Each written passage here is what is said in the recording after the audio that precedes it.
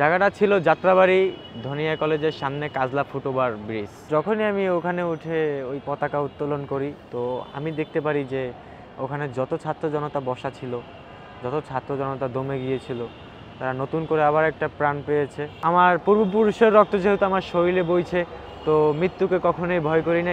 দিনটি ছিল 28শে জুলাই, বৃহস্পতিবার। তো আমি যখন পতাকা ওখানে উত্তোলন করি তখন আর কি 3টা সাড়ে 3টে এরকম বাজে।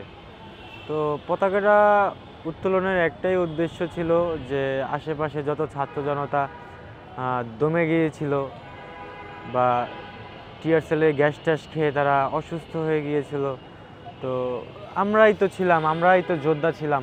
তো তাদের মধ্যে করে নতুন করে একটা শক্তি কিভাবে তুলে দিতে পারি, নতুন করে একটা অনুপ্রেরণা তুলে কিভাবে দিতে পারি।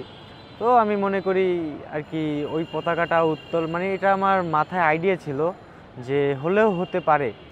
তো যখনই আমি ওখানে উঠে ওই পতাকা উত্তোলন করি, তো আমি দেখতে পারি যে ওখানে যত ছাত্র জনতা বসা ছিল, যত ছাত্র জনতা দমে গিয়েছিল, তারা নতুন করে আবার একটা প্রাণ পেয়েছে, নতুন করে আবার অনুপ্রেরণা পেয়েছে, তারা আবার অ্যাক্টিভ হয়ে গিয়েছে।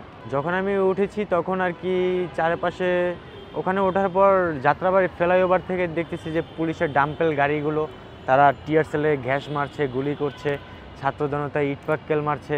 তারপরে হঠাৎ করে দেখি যে রাস্তায় ছাত্র জনতার মধ্যে 50 জন আছে, ও ওটার মধ্যে 2জন 1জন করে গুলি খেয়ে পড়ে যাচ্ছে।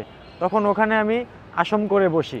আসন করে বসার পর তো দেখতেছি যে কোথা থেকে আর কি এসব গুলিগুলো ছুটছে।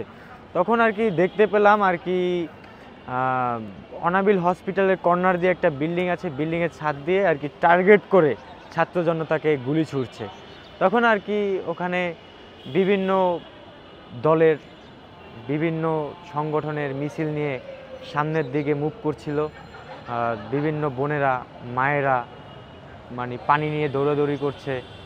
ভ্যান গাড়িতে আপনার পানির যে ড্রামগুলো, এগুলো নিয়ে একবারে ফ্রন্ট লাইনে চলে যাচ্ছে যে ছাত্র জনতাকে পানি খাওয়াবে, তাদের পিপাসাটাকে একটু দূর করবে।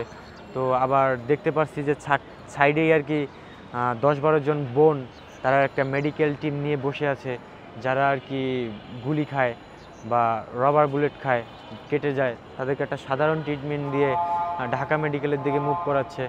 তো এরকম পরিস্থিতি দেখছিলাম।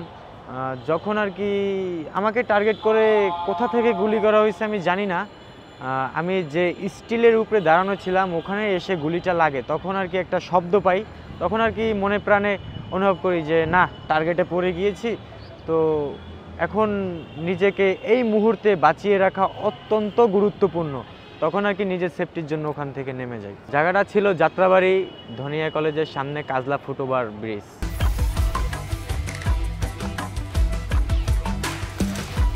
Bring the treat and split it up. It's way fun, fast and smart.